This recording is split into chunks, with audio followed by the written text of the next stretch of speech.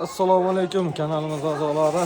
Mana biz bugun Parkent tumani Zarkent qishlog'ida yangi loyiha boshladik. Loyihamiz 120 kvadratli loyiha. Zarkent qishlog'i Rustam akamning xonadonlarida. Bu Zarkent qishlog'i ajoyibda, endi chiroyli tabiati bilan mashhur ekan. Bu Zarkent qishlog'i Rustam aka Namanganda ham bor-da.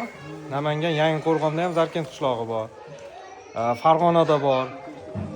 Muxlislarga yana bir aytaylik, bu Zarkent degan nomlangan qishloqlarda respublikada qaysi viloyatlarda yana bor? Biz bilganimiz 3 ta ekan hozir.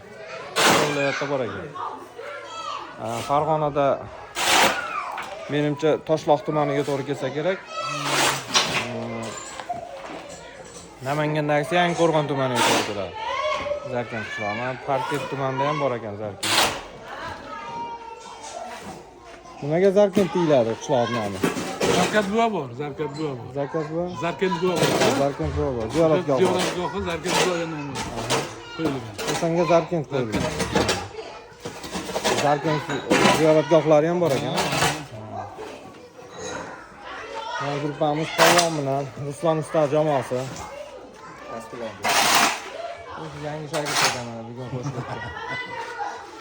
Arangachcha oldi bu bolani. Katta mashinalarga yuklab. Giloslarimiz bor. Gilos endi pishibdi bu joylarda. Polvonchi polvon. Polvon ham o'rtoqlarini chekirib olib yuribdi mana.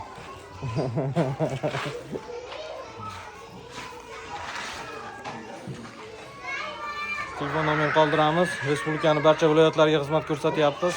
Xudo xolasa zakaz bersalaring borib o'rnatib berib, mana zasp ishlarni ham hammasini o'zimiz olib borib o'zimiz qilamiz. Salomat bo'lasizlar.